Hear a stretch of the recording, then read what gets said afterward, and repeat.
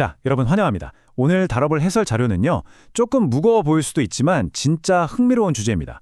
바로 종교적인 그 엄격한 규칙들, 그리고 신의 용서, 이 둘 사이에 헷갈리는 관계를 확 풀어버리는 시간이죠. 개혁주의 청교도들의 시각을 통해서 이 오래된 질문을 파헤쳐 볼 건데요. 복잡할 것 같다고요? 전혀요. 아주 명쾌하고 뭐랄까 생각의 틀이 완전히 뒤집히는 놀라운 패러다임 전환을 경험하시게 될 겁니다. 바로 들어가 볼까요? 우리가 흔히들 하는 진짜 거대한 오해 하나부터 깨고 시작하겠습니다. 착하게 살고 규칙 잘 지키면 천국 가는 거 아니야? 다들 은연중에 이렇게 생각하잖아요. 그런데 한번 상상해 보세요. 일주일, 아니 하루라도 실수 안 하고 살기 힘든데 태어나는 순간부터 죽을 때까지 단 한 번의 나쁜 마음조차 품지 않고 100% 완벽하게 산다? 그게 과연 가능할까요? 그래서 이 원문 자료가 제시하는 청교도적 패러다임이 놀라운 겁니다. 오늘 우리는 이 네 가지 흐름을 따라갈 텐데요. 먼저 율법의 완벽한 기준을 보고요. 이어서 율법의 진짜 목적이 뭔지 알아본 다음 오직 은혜라는 핵심으로 넘어갑니다. 그리고 마지막으로 구원받은 이후의 율법까지 이렇게 쫙 한번 훑어보겠습니다. 네, 첫 번째 파트, 율법의 완벽한 기준입니다. 우리가 직면할 진짜 묵직하고 현실적인 문제부터 한번 짚어보죠.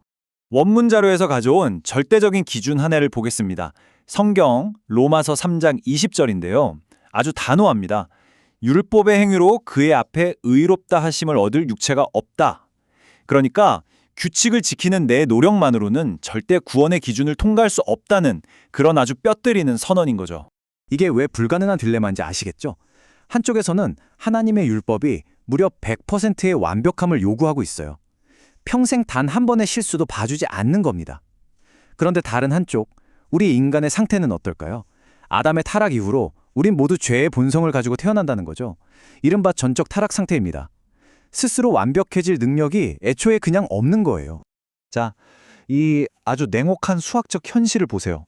우리가 율법을 지켜서 스스로를 구원할 능력치? 정확히 0%입니다. 죄 때문에 100% 불가능하거든요. 내 힘이나 내 노력으로 구원을 얻어낸다? 이건 뭐 어렵다 정도가 아니라 아예 성립 자체가 안 되는 완벽한 제로입니다. 제로. 두 번째 파트로 넘어오면 여기서 아주 자연스럽게 이런 의문이 생기실 겁니다. 아니 어차피 100% 실패할 게 뻔한데 하나님은 대체 왜 이런 율법을 주신 거지? 놀리시는 건가? 바로 여기서 이 해설 자료의 핵심인 개혁주의 청교도들의 시각이 빛을 발합니다. 그들은 율법을 천국 가는 티켓으로 본 게 아니라요. 일종의 몽학선생, 즉 아주 엄격한 초등교사로 봤습니다. 내 힘으로는 도저히 안 되겠구나 하고 철저히 절망하게 만들어서 결국 우리의 유일한 희망인 예수 그리스도께로 막 달려가게 만드는 그런 가이드 역할을 한다는 거죠. 그러니까 율법은 진짜 기가 막힌 진단 도구인 셈이에요. 첫째로는 거울입니다. 그 완벽한 거울 앞에 서면 와, 내가 이렇게 큰 죄인이었구나, 내 힘으론 답이 없구나 하는 걸 적나라하게 보게 되거든요. 그리고 둘째가 방금 말씀드린 몽학선생입니다. 거울 보고 절망만 하게 두는 게 아니라 그 절망의 끝에서 진짜 해결책인 그리스도에게로 우리를 직접 끌고 가는 겁니다. 자, 이제 세 번째, 오직 은혜 파트입니다. 도저히 답이 안 보이던 문제에서 드디어 벗어나는 거죠. 완벽하고도 신성한 해결책, 솔라 그라티아, 오직 은혜라는 교리로 들어가 보겠습니다. 방금 전까지 우리 능력이 0%였잖아요.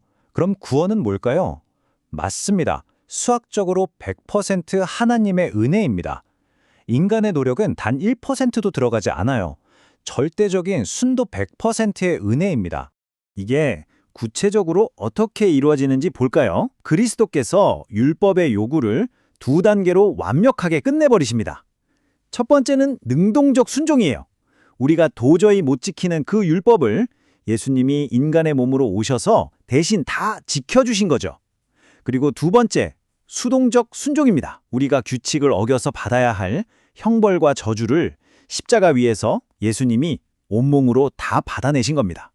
여기서 원문 자료가 설명하는 가장 놀라운 개념 하나가 등장합니다. 바로 전가인데요.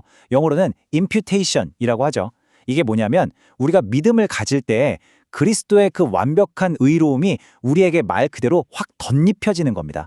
하나님이 우리를 보실 때 우리의 그 초라한 0%짜리 성적표를 보시는 게 아니라 우리를 싹 덮고 있는 그리스도의 100%짜리 완벽한 성적표를 보시고 너는 의롭다고 선언하시는 거예요. 진짜 엄청난 은혜 아닌가요? 자, 이제 마지막 네 번째 파트입니다. 여기까지 오면 당연히 이런 질문이 나오죠. 다 100% 은혜면 이제 규칙이나 율법은 아예 필요 없네? 그냥 내다 버리면 되는 거 아니야? 아니요, 절대 그렇지 않습니다. 여기서 율법의 제3용도라는 게 나오거든요. 이제 율법은 천국 가기 위한 조건이 아닙니다. 대신 성격이 완전히 바뀌어요. 이미 구원받은 것에 대해 너무 감사해서 지키게 되는 감사의 규범이 되고요. 또 성령님이 우리가 하나님의 백성답게 거룩하게 살아가도록 돕는 즐거운 삶의 가이드북이 되는 거죠. 나를 벌주려던 무서운 재판관이 이제는 삶의 진짜 친절한 멘토로 바뀌었다고 생각하시면 됩니다. 자, 그럼 오늘 해설에서 다룬 내용을 이 표 하나로 깔끔하게 정리해 보겠습니다. 율법과 은혜의 비교인데요. 율법은 죄를 지적하고 심판하지만 은혜는 죄를 덮고 생명을 주죠. 율법 아래서 인간은 행위와 노력으로 발버둥치지만 애초에 불가능하고요. 반면 은혜 아래서는 모든 것이 선물이라 그냥 믿음으로 받으면 됩니다. 결론은 이겁니다. 율법은 구원의 조건이 될 수 없고 오직 은혜만이 구원의 유일한 근거라는 사실, 이제 머릿속에 확 들어오시죠? 여기서 원문 자료가 아주 강하게 경고하는 부분이 하나 있습니다.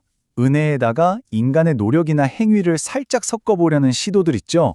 이걸 신인 형력설이라고도 부르는데 이게 굉장히 위험한 오류라는 겁니다. 은혜 반, 노력 반? 뭔가 합리적인 타협점 같아 보이지만 사실상 은혜의 본질을 완전히 망가뜨리는 거예요. 구원은 오직 은혜로만. 이게 이 원문의 단호한 입장입니다. 자, 이 해설 자료의 결론은 아주 명확합니다. 은혜로만 구원받고 그렇게 구원받은 사람은 율법을 사랑하게 된다. 그래서 오늘 이 시간을 마무리하면서 여러분께 진짜 깊이 고민해 볼 만한 질문을 하나 던지고 싶습니다. 100% 은혜로 구원받은 여러분은 이제 그 하나님의 율법을 억지가 아닌 기쁨으로 정말로 사랑하고 계신가요? 각자의 마음속에 어떤 대답이 떠오르는지 한번 곰곰이 묵상해 보셨으면 좋겠습니다. 오늘 해설은 여기까지입니다. 함께 해주셔서 감사하고요. 다음번에도 흥미로운 자료로 찾아오겠습니다.